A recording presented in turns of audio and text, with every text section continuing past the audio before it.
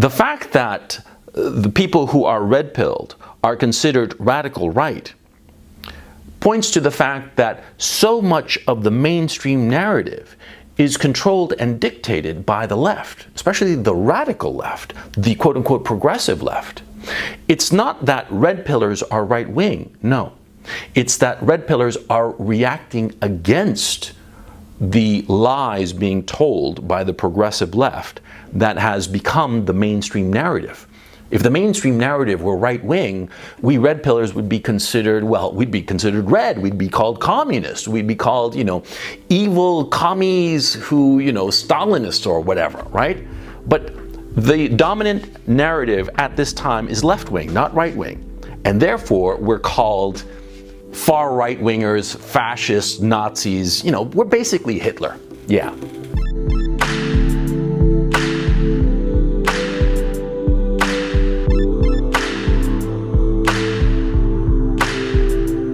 Every so often, you should re-examine the things that you believe in. Oh yeah, I mean, not like every day, that's just a waste of time, right? But, every, 6 months, a year, however long, you should re-examine what you're doing. You should re-examine your central tenets. You should re-examine them and be scrupulous about it. And really look at them and you bring all of the critiques that you can against the things that you believe, because that's the only way to know the truth, right?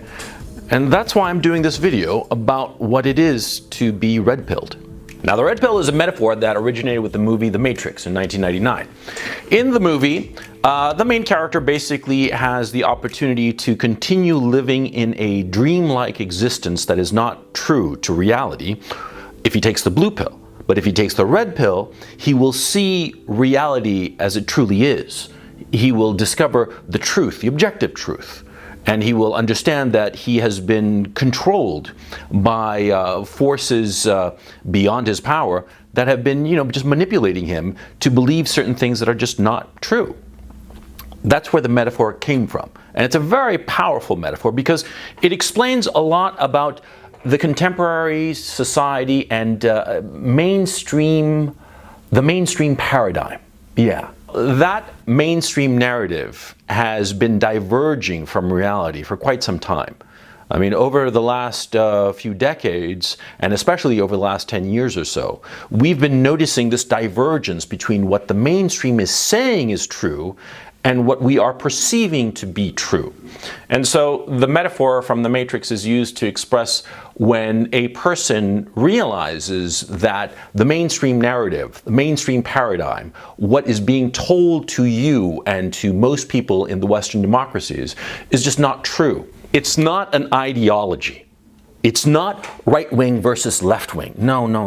That is what the mainstream is actually trying to sell you. They're trying to say that those people who are quote-unquote red-pilled are radicals. Yeah, they're radicals. And if you think about it, it's kind of funny because, see, the whole idea of being red-pilled is to look at the truth, the truth warts and all, the truth without any kind of filter, without any kind of rose-tinted glasses. And so if you think about it, it is radical because it's the radicalism of looking at the truth in the face. I myself became red-pilled quite young. When I was, I want to say like 16, 17, I was living in Chile during the Pinochet dictatorship. And at that time, of course, there was no internet. There was no, easy communication to see what was happening on the other side of the world, right? You were sort of like reduced to Time and Newsweek, Time magazine and Newsweek magazine, right? They would report on everything going on. I mean, remember, this was in 1985, right? There was no CNN, there was no cable news, none of this stuff, right? And so you depended on these international news magazines to inform you about what was going on in the world. And at my home, we had a subscription to it. And I remember that one week, the Time magazine arrived, and we started reading it. I started reading it, and there was a full-page article about Chile. And it was talking about Chile. But here was the funny thing, see, it was totally wrong. Remember, this was 1985, in the middle of the Pinochet dictatorship. The Pinochet dictatorship was being shit upon by everybody else in the rest of the world. And I was right in the middle of it. And at that time, I was against the Pinochet dictatorship. For no other reason than because at the time I thought, democracy good, dictatorship bad. I had no kind of political nuance or didn't understand the political evolution that had led to the Pinochet dictatorship. But be that as it may. The Time magazine arrived. I read this full-page article on Chile. And I could count in every paragraph there was a serious mistake. A serious mistake, or a serious omission, or a twisting of the truth. There was like a kernel of truth and it had been twisted around and was not reporting accurately on what was going on in Chile. The article alleged that, the Pinochet dictatorship was about to fall over, that there was, civil unrest and all the rest of it and all kinds of stuff that was just not true. It wasn't true because I was here, or there rather.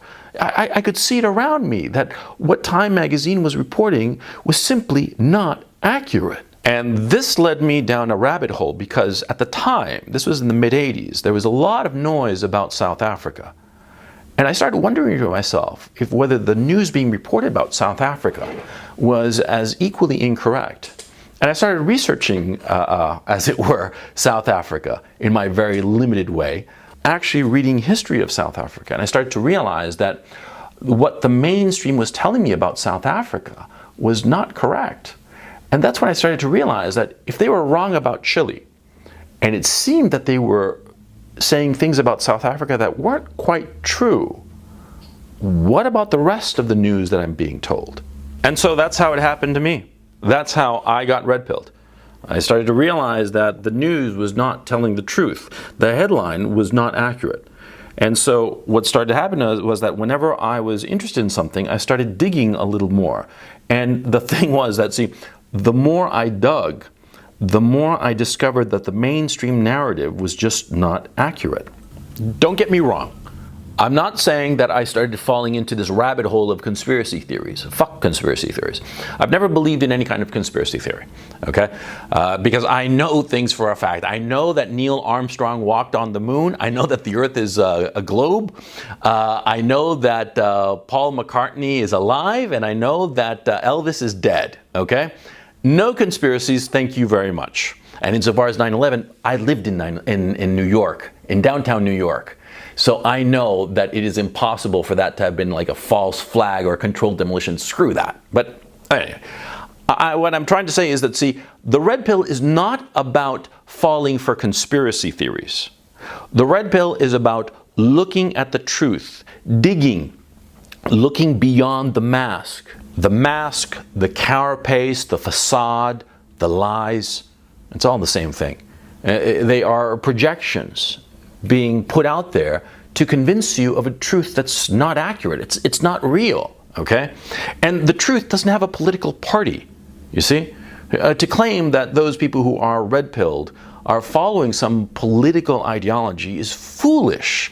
It's like saying that math has a political ideology, or biology has a political ideology. No, it doesn't work that way. The red pill is just looking for the truth and letting the chips fall where they may. Now, why is it that the mainstream narrative, the narrative that the opinion makers, the elites, why is the mainstream narrative so discredited? Well, because we have seen time and time again that a lot of times the mainstream narrative is concocted to shore up the financial and political interests of one group over another. And that this mainstream narrative, this mainstream lie that we are told in so many different aspects of our lives, right? It's only later that we realize that it was all a lie. For instance, the war in Iraq, the defining moment of the last 20 years, 20, 30 years. What happened with the war in Iraq? It was based on a lie, on a whole bunch of lies. And it didn't solve any problems in the Middle East. On the contrary, it created even more problems. And the lies that were told back in 2003, who did they serve? Huh?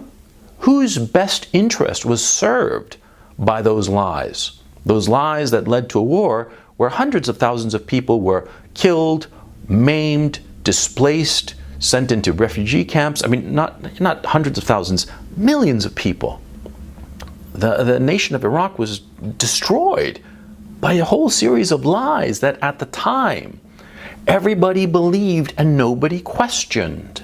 And see, ultimately, that's the thing about the red pill. The red pill is not an ideology. The red pill is simply a mode of inquiry. It is asking questions, the right questions. Asking who benefits, cui bono. Asking why is this being spread around, this lie being spread around? Whose interests are benefiting from this? And the thing is, see, when you start looking at the world that way, in a skeptical manner, in a way where you're trying to understand the answers to problems and trying to understand the real motivation of people who are telling lies and lies that are demonstrable lies, well, when you start acting that way, you start undermining the power and influence of elite power structures. And that's what happens, you see? See, because if an elite power structure is telling lies, if the people in the elites, in the people who are opinion makers, are spreading a narrative that does not conform to reality, and you start to question that, well, they react. They react very negatively. They react sometimes violently. And the thing is, and the dangerous part is that, see, these people have the power of the state to enforce their lies. And the more truth we point out, the more we undermine their authority, the more likely they will use force and censorship to silence anybody who dissents. And so that's why we're starting to see sort of like a dividing of the waters, if you will. There are those who, fully believe in the mainstream narrative. And then on the other hand, you have those people who are red pillars, who believe in the truth and let the chips fall where they may. It seems to me that as this gap widens, as those people who promulgate the mainstream narrative start distancing themselves more and more from reality, their reaction to those speaking the truth, to people such as myself, is going to be more and more extreme. And we're already starting to see it. We see people like Alex Jones, and Alex Jones is a buffoon, but every once in a while the buffoon tells the truth now, doesn't he? And that was the whole point of having a court jester. Alex Jones was a court jester, a buffoon, and most of the things that he said were silly and ridiculous, but every once in a while he would say something that was really goddamn true, and it freaked people out, and that's why he was silenced. And now that they've silenced Alex Jones, they're coming for other names. They're coming for Stefan Molyneux. They're coming for Dave Rubin. And these are middle-of-the-road people. These people are not extremists. They're not, advocating violence of any sort whatsoever. In any normal society, they'd be sort of like, dismissed as boring milquetoast centrists. And yet they're the ones who are next on the hit list of the mainstream narrative, of those pushing the mainstream narrative. You see? Because even these centrists, even these very milquetoast and very polite people who don't want to step on anybody's toes, even they are becoming an enemy of the mainstream narrative, because the mainstream narrative is separating itself more and more, distancing itself more and more from reality. It's becoming insane. I recently saw a video of some guy who called people who are red-pilled, call him the garbage fucking red pill movement. This scene, which completely subverts the classic chosen one hero narrative by revealing that he's just a product of the system he thinks he's fighting against, is, in my opinion, the most important part of the sequels. It's also a great rebuke to that stupid fucking garbage red pill movement. So while we're going to... This is a guy who totally buys into the mainstream narrative. He totally buys it, okay? And he can't afford to question it, because his entire psychic disposition depends on him believing the mainstream narrative, quote unquote the mainstream narrative, because of course it's not mainstream. It's a narrative of a small minority that has managed to convince the majority of the people that it's true, right? And this guy who dismissed, the garbage fucking red pill movement, right? If he were face to face with the truth, he'd probably have a nervous breakdown. Face to face with the truth of so many things, so many hobby horses that he holds very, very dear. See, he can't afford to examine them. And see, this is the advantage of those people who are red-pilled.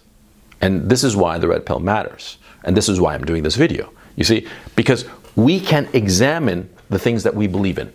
We can examine them. And if we're wrong, we're wrong. We're wrong and we discard the idea and that's that. And we move on, right? But those people who are attached to a narrative, to a mythos, to a fairy tale about reality that is not accurate, those people cannot afford to question reality. They cannot, because their whole mental structures will collapse. And that's why you have people, so-called SJWs, social justice warriors, feminists, people on the left, progressives. They cannot afford to question the story that they have bought, the mythos, the mythology that they believe in.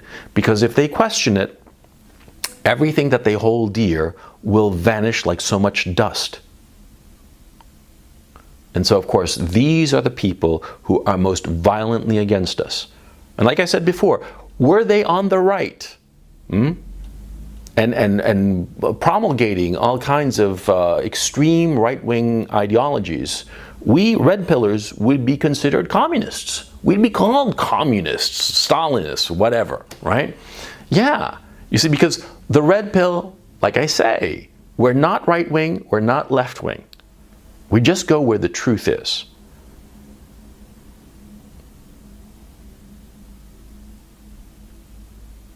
But you have to decide to go after the truth.